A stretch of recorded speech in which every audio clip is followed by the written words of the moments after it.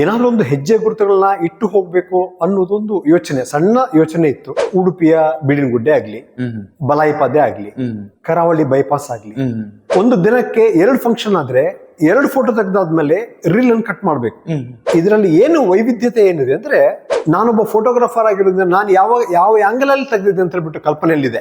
ನಿಮ್ಗೆ ಆಶ್ಚರ್ಯ ಆಗ್ಬೋದು, ಇವತ್ತು ಇತಿಹಾಸದ ಮಣ್ಣಿನಲ್ಲಿ ಮುಳುಗಿ ಹೋದಂತಹ ಒಂದು ಗತವೈಭವ ನೀವು ಕಾಣ್ತಾ ಇದ್ದೀರಿ. ಅವರ ಬಾಲ್ಯ ಮತ್ತು ಅವರ ನೆನಪುಗಳನ್ನ ನಿಮ್ಮ ಎದುರಿಗೆ ದಿಢೀರ್ ಅಂತ ಹೇಳ್ಬಿಟ್ಟು ಸಿಗ್ತಾ ಇದೆ. ಬಟ್ ನಿಮ್ ತಾಳ್ಮೆಯನ್ನ ನಿಜಕ್ಕೂ ಇಲ್ಲಿ ಮೆಚ್ಚಬೇಕಾಗಿದೆ. ಮುಂದಿನ 50 ವರ್ಷಗಳ ಉಡುಪಿಯ ಪ್ರಗತಿ, ಮಣಿಪಾಲದ ಪ್ರಗತಿಯನ್ನು ನೋಡ್ಲಿಕ್ಕೆ ಒಂದು ಯೋಚನೆ ಮಾಡಬಹುದೇನೋ. 30 ವರ್ಷಗಳಾಯ್ತು ಸರ್ ಈ ಕ್ಷೇತ್ರಕ್ಕೆ ನೀವು ಬಂದು. ಮೊನ್ನೆ ಫೇಸ್ಬುಕ್ ಅಲ್ಲಿ ನಿಮ್ಮ ಪೋಸ್ಟ್ ನೋಡಿದಾಗ ನನಗೆ ಮತ್ತೊಮ್ಮೆ ಅಚ್ಚರಿ ಅಂತ ಅನ್ಸಿತ್ತು. The day with the saint then and now, pictorial journey to Udupi Manipal, ಇಂಥ ಒಂದು ಅದ್ಭುತವಾದಂಥ ಕಾಫಿ ಟೇಬಲ್ ಪುಸ್ತಕಗಳನ್ನು ತಂದಂಥ ನೀವು ಈಗ ಮತ್ತೆ ನಮಗೆ ಉಡುಪಿಯನ್ನು ಹೊಸದಾಗಿ ಕಟ್ಟಿಕೊಡುವಂಥ ಪ್ರಯತ್ನದಲ್ಲಿ ಇದ್ದೀರಿ. ಇದು 30 ವರ್ಷ ಆದದಕ್ಕೆ ನಿಮ್ದೇನು ಗಿಫ್ಟಾ ಹೇಗೆ? ಒಂದು ಹಂತದಲ್ಲಿ ಅದನ್ನ ಗಿಫ್ಟ್ ಅಂತ ಅಂದ್ಕೊಳ್ಬಹುದು. ಯಾಕಂದ್ರೆ ಈ ಕ್ಷೇತ್ರಕ್ಕೆ ನಾನು ಬಂದು 32 ವರ್ಷಗಳಾಗ್ತದೆ. ಅವಾಗ ಅನ್ಸಿತ್ತೇನು ಅಂದ್ರೆ, ಎಲ್ಲರೂ ಬರ್ತೇವೆ, ಈ ಭೂಮಿಯಲ್ಲಿದ್ದು ಹೋಗ್ತೇವೆ, ಏನಾದ್ರೂ ಒಂದು ಹೆಜ್ಜೆ ಗುರುತುಗಳನ್ನ ಇಟ್ಟು ಹೋಗ್ಬೇಕು ಅನ್ನೋದೊಂದು ಯೋಚನೆ, ಸಣ್ಣ ಯೋಚನೆ ಇತ್ತು. ಅದೇ ಪ್ರಕಾರ ಹೋಗ್ತಾ ಇದೆ. ಹೆಜ್ಜೆ ಗುರುತುಗಳನ್ನ ಮೂಡಿಸುವ ಪ್ರಯತ್ನ ಆಗ್ತಾ ಇದೆ. ಜನ ಹೇಗೆ ಸ್ವೀಕಾರ ಮಾಡ್ತಾರೋ ಗೊತ್ತಿಲ್ಲ. ಇದು ಒಂದು ಪ್ರಯತ್ನ. ಓಕೆ ಸರ್, ಈ ಕಲ್ಪನೆ ನಿಮ್ಗೆ ಹುಟ್ಟಿದ್ ಯಾವಾಗ? ನೋಡಿ, ನಾನು ಆಯ್ಕೆ ಮಾಡಿಕೊಂಡದ್ದು ಛಾಯಾಚಿತ್ರ ಪತ್ರಿಕೋದ್ಯಮ. ಕರೆಕ್ಟ್. ಛಾಯಾಚಿತ್ರ ಪತ್ರಿಕೋದ್ಯಮಕ್ಕೂ ಇಲ್ಲಿ ಪ್ರಸ್ತುತ ಮಾಡ್ತಿರೋ ಫೋಟೋಗಳಿಗೂ ಸಂಬಂಧ ಇಲ್ಲ. ಓಕೆ. ಸೊ ಒಂದು ಹಂತಕ್ಕೆ ಫೋಟೋಗ್ರಾಫರ್ಸ್ ಅನ್ನು ವಿಜುವಲ್ ಹಿಸ್ಟೋರಿಯನ್ಸ್ ಅಂತ ಕರೀತಾರೆ. ಸೊ ಆ ಹಂತದ ನೆನಪು ಪ್ರಾಯಶಃ ನನ್ನ ಗುರುಗಳು ನನಗೆ ಹೇಳಿದ ಮಾತದು, ಅಂದ್ರೆ ವಿಜುವಲ್ ಹಿಸ್ಟೋರಿಯನ್ ಅಂತ ಹೇಳ್ಬಿಟ್ಟು. ನನ್ಗೆ ಅಂತ ಹೇಳಿದಲ್ಲ ಅವರು. So TS. ಸತ್ಯನ್ ಅಂತಹ ನನ್ನ ಗುರುಗಳು ಅವರು ಹೇಳಿದ ಮಾತು, ಅದು ನನ್ನ ತಲೆಯಲ್ಲಿ ಅಚ್ಚು ಉಳಿದಿತ್ತು.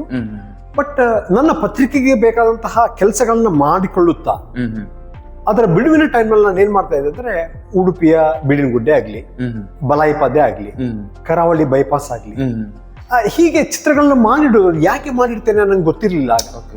ಮಾಡಿಡೋದು. ಮತ್ತೆ ಇನ್ನೊಂದಿತ್ತು, ಆಗ ನೆಗೆಟಿವ್ ಕಾಲ. ಫಿಲ್ಮ್ ಅನ್ನು ಕಟ್ ಮಾಡ್ಬೇಕಾಗ್ತದೆ. ಪ್ರತಿ ಒಂದು ದಿನಕ್ಕೆ 2 ಫಂಕ್ಷನ್ ಆದ್ರೆ 2 ಫೋಟೋ ತೆಗೆದಾದ್ಮೇಲೆ ರೀಲ್ ಅನ್ನು ಕಟ್ ಮಾಡ್ಬೇಕು. ಅದ್ರ ಬದಲು ನಾನು ಏನ್ ಮಾಡ್ತಾ ಇದ್ದೆ ಅಂದ್ರೆ, ರೀಲ್ ವೇಸ್ಟ್ ಆಗ್ತದಲ್ಲ, ಅದ್ರ ಬದಲು ನಾನು ಏನ್ ಮಾಡ್ತಾ ಇದ್ದೆ ಅಂದ್ರೆ, ಇಂತಹದ್ದು ಏನಾದ್ರೂ ಒಂದು ಫೋಟೋಸ್ ಮಾಡಿ ಇಟ್ಕೊಳ್ತಾ ಇದ್ದೆ. ಇರ್ಲಿ ಅಂತ ಹೇಳ್ಬಿಟ್ಟು. ಇದು 93-94 ಇದರಲ್ಲಿ ಮಾಡಿಡ್ತಾ ಇದ್ದೆ. ಅದು ಯಾಕೆ ಮಾಡಿಡ್ತಾ ಇದ್ದೆ ಗೊತ್ತಿಲ್ಲ. ಬಟ್ ಯಾವಾಗ ಈ ಪರಿಕಲ್ಪನೆ ಬಂದಾಗ ಇದು ಹೊಳದದ್ದು ಹೌದು. ಅದೇ ಯಾವ ವರ್ಷದಲ್ಲಿ ಸರ್ ಅದು?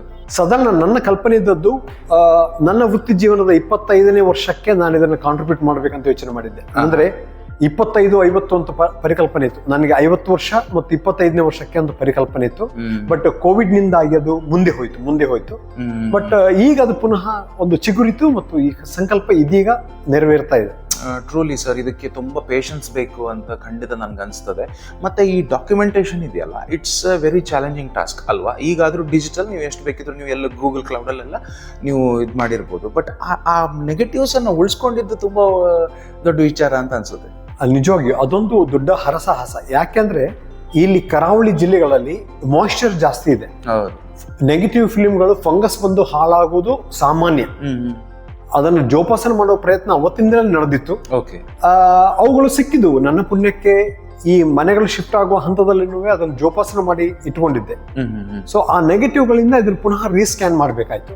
ರೀಸ್ಕ್ಯಾನ್ ಮಾಡಿ ನಿಮ್ಮ ಮುಂದೆ ಪ್ರಸ್ತುತ ಮಾಡ್ತಾ ಇದ್ದೆ. ಓಕೆ ಸರ್, ಇದರಲ್ಲಿ ಟೋಟಲ್ ಎಷ್ಟು ಪುಟಗಳಿವೆ ಮತ್ತೆ ಈ ಪುಟಗಳಲ್ಲಿ ನಾವು ಏನನ್ನ ಕಾಣಬಹುದು?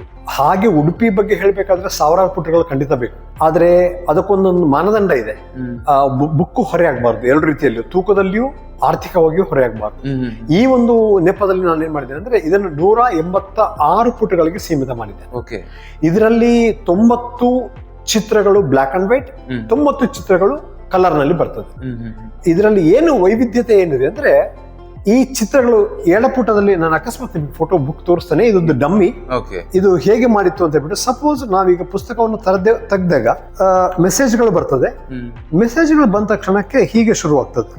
ಉದಾಹರಣೆಗೆ ಇದು ಭುಜಂಗ ಪಾರ್ಕ್ 93-94ರಲ್ಲಿ ಇವಾಗ ವಿಷಯ ಏನಂದ್ರೆ ಅದೇ ಆಂಗಲ್ ಅಲ್ಲಿ ಇದರಲ್ಲಿ ಯಾಕೆ ನಾನು ಆ ಪ್ರಯತ್ನ ಪಟ್ಟಿದ್ದೇನೆ ಅಂದ್ರೆ ನಾನೊಬ್ಬ ಫೋಟೋಗ್ರಾಫರ್ ಆಗಿರೋದ್ರಿಂದ ನಾನು ಯಾವ ಆಂಗಲ್ ಅಲ್ಲಿ ತೆಗೆದಿದ್ದೆ ಅಂತ ಹೇಳ್ಬಿಟ್ಟು ಕಲ್ಪನೆಯಲ್ಲಿದೆ. ಕರೆಕ್ಟ್. ಅದೇ ಆಂಗಲ್ ಅಲ್ಲಿ ತೆಗೆದ ಚಿತ್ರಗಳು. ಓಕೆ, ಅಂದ್ರೆ 25 ವರ್ಷಗಳ ಹಿಂದೆ ನೀವು ತೆಗೆದಂತ DC ಆಫೀಸ್ ನಾನು ಈ ಆಂಗಲ್ ಇಂದಾನೆ ತೆಗೆದಿದ್ದೆ ಅಂತ ನೆನಪಿಟ್ಕೊಂಡು ಮತ್ತೆ ತೆಗೆಯೋದಲ್ಲ ಸರ್? ಖಂಡಿತ ಖಂಡಿತ. ಉದಾಹರಣೆಗೆ ಇಲ್ಲಿ ನೀವೀಗ ಇವತ್ತು ಇತಿಹಾಸದ ಮಣ್ಣಿನಲ್ಲಿ ಮುಳುಗಿ ಹೋದಂತಹ ಒಂದು ಗತವೈಭವ ನೀವು ಕಾಣ್ತಾ ಇದ್ದೀರಿ, ಉಡುಪಿ ತಾಲೂಕು ಆಫೀಸ್. ಸೊ ಇದರ ಅವತ್ತು ಹೀಗಿತ್ತು, ಈಗ ವಿಧಾನಸೌಧಾಗಿ ಪರಿವರ್ತನೆ ಆಗಿದೆ. ಆದ್ರೆ ಇದು ಬೇರೆ ಕಡೆ ಸ್ಥಳಾಂತರ ಆಗಿದೆ. ಬಟ್ ಅಲ್ಲಿಂದ ಉಲ್ಲೇಖ ಮಾಡ್ತಾ ಇದು ಹೀಗಿತ್ತು, ಇದು ಹೀಗಾಗಿದೆ, ಮುಂದೆ ಹೇಗೋ ಗೊತ್ತಿಲ್ಲ. ಸೊ ಇದು ಅಷ್ಟೇ. ಏನ್ ನೋಡಿ, ಇದು ನಿಮ್ಗೆ ಆಶ್ಚರ್ಯ ಆಗ್ಬೋದು, ಇದು ಕಲ್ಸಂಕ ಗುಂಡಿಬೈಲಿನ ರಸ್ತೆ. ಸೊ ಕಲ್ಸಂಕ ಟು ಗುಂಡಿಬೈಲ್, ಇದೇ ಕಲ್ಸಂಕ ಟು ಗುಂಡಿಬೈಲ್ ಇವತ್ತು ಹೇಗಾಗಿದೆ. ಇಂತಹ ಅನೇಕ ಚಿತ್ರಗಳು ಸ್ಮೃತಿ ಪುಟದಲ್ಲಿ ಬರ್ತಾ ಹೋಗ್ತದೆ. ಶಬಾಷ್. ಆಗಿನ ಬಸ್ಸು, ಈಗಿನ ಬಸ್ಸು, ಆಗಿನ ದೇವಸ್ಥಾನ, ಆಗಿನ ಚರ್ಚು, ಆಗಿನ ಮಸೀದಿ, ಖಂಡಿತ.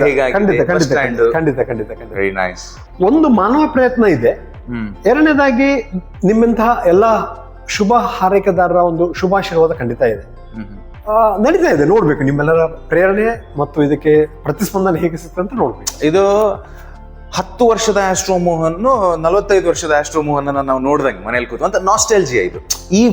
ಈ ಪುಸ್ತಕವನ್ನ ಯಾರು ಕೈಗೆತ್ಕೊಳ್ತಾನಲ್ಲ ಅವನಿಗೆ ಅವನ ಬಾಲ್ಯನೂ ನೆನಪಾಗುತ್ತೆ ಇದರಲ್ಲಿ.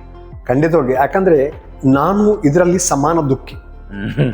ಯಾಕೆ ಅಂದ್ರೆ ನಾವು 70ರ ದಶಕದಲ್ಲಿ ನಾವು ಹುಟ್ಟಿದವರಿಗೆ ಅವತ್ತಿನ ಯಾವ್ದಾದ್ರು ಬುನಿಯಾದ್, ಹಮ್ಲೋಗ್ ಇಂಥ ಧಾರಾವಾಹಿಗಳು ಬಂದಾಗ, ಅಥವಾ ಬಿನಾಕ, ಸಿಬಾಕ ಅನ್ನುವಂತಹ ಪೇಸ್ಟ್ಗಳು ಕಂಡಾಗ, ಅಥವಾ ನಮ್ಮ ಹಳೆ ಪುಸ್ತಕಗಳು ಕಂಡಾಗ ನಮಗೊಂದು ನೆನಪಾಗ್ತಾ ಇತ್ತು.